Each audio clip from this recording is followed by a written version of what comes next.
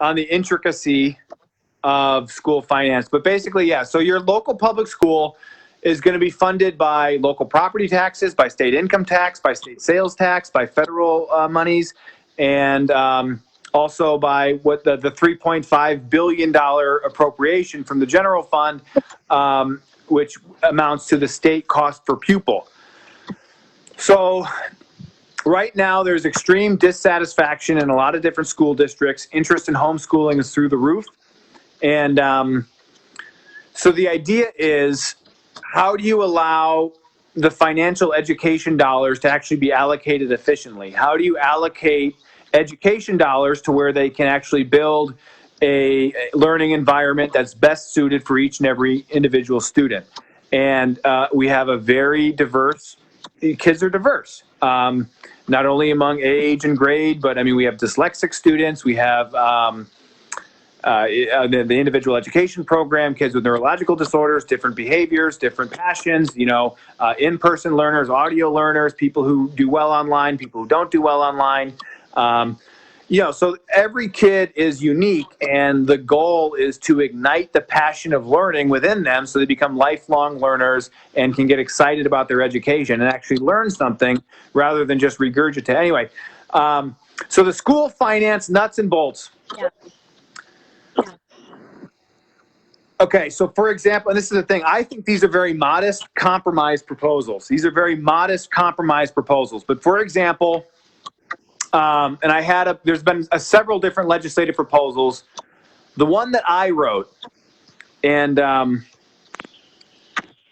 so if you take the total budget of Fairfield Community School District and divide that by the number of pupils, you equal somewhere around $18,000 per pupil. If you take the infrastructure property tax levies out of that, you get closer to $12,000 per pupil. $7,000 of that then would be roughly, I'm using rough figures, would be the state cost per pupil, which would follow. So the $7,000 state cost per pupil, that's the money that follows the kid if you open enroll, and that's the money that the district loses if you take your kid into homeschool. Now, there's also that number is weighted. So if some school districts have homeschool programs where they might get a partial, I think 30% of that $7,000 if you do, the online homeschooling or homeschooling enrolled through the school district. So the idea is, if you have a lot of parents that are dissatisfied and they're not getting an education experience or just opportunity, and we hear this all the time, that, I have a special needs kid and the school district is unable or unwilling or uninterested in fulfilling, what is specified in the IEP. And the IEP is essentially a contract between the parent and the district. So if the school district's violating an IEP, that's a serious problem. So what could possibly solve this?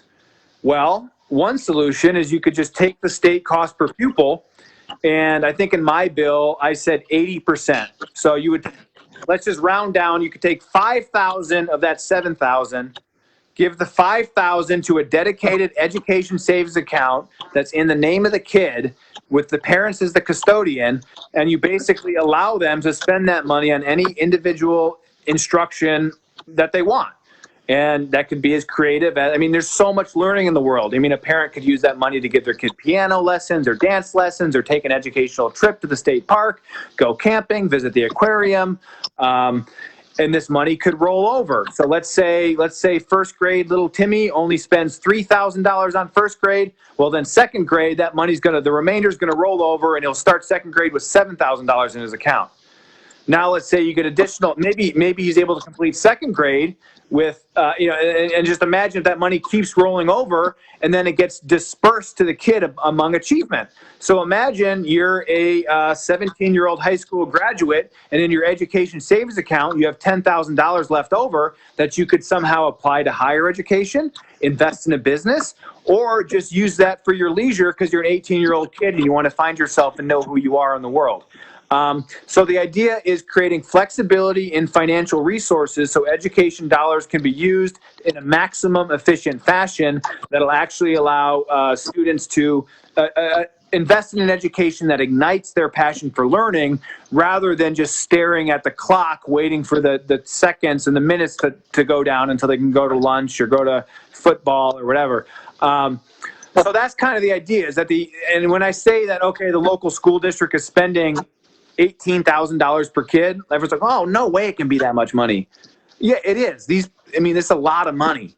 And that's why the teachers unions, and this was crazy. So they'll screech at this proposal and say, oh, how dare you take money away from the public schools, right?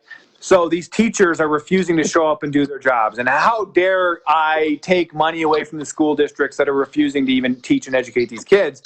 Well, wait a minute.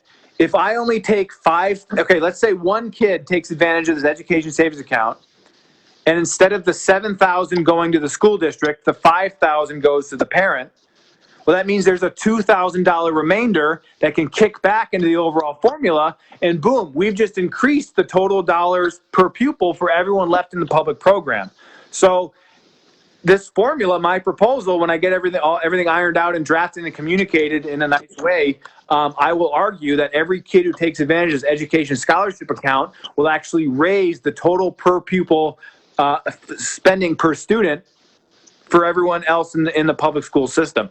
And of course, the teacher, they're still going to hate this idea because they view the communist mindset is that public education is a monopoly and no one else is allowed to educate a kid except for a state-sanctioned bureaucrat. So we need to dismantle that system, and we need to explain school finance in a way. And that's the thing. So I'm working. That's what I've been trying to do for the last year, because we have.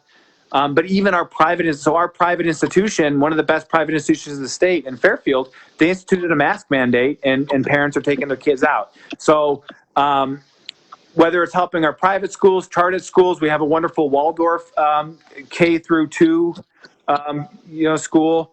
Yeah, these people need money. And imagine if all of a sudden, imagine if it was only $2,500 for an education account. 10 parents, 10 students could easily pool that together and create an amazing classroom experience for that year. So yeah, a lot of things we can do, and I'll continue talking until my phone runs out of battery, which is coming up. But yeah, well, did I explain that well? Well, so my campaign success is going to be based on, can I explain this idea well that voters can actually understand it, or are they going to listen to the shrieking violets or whatever you call these teachers that are sending their obituaries? These teachers sent their obituaries that this virus is going to kill them on a virus that the University of Iowa Hospitals and Clinics has a 99% success rate. So I don't understand how these teachers are so, imbecile or idiotic. What's the right word? I don't want to insult this, but irresponsible, ideologically motivated. And I flipped my gourd in April. I stopped giving an F on April 29th when I tweeted that coronavirus is less dangerous than the HPV vaccine. And it was because I just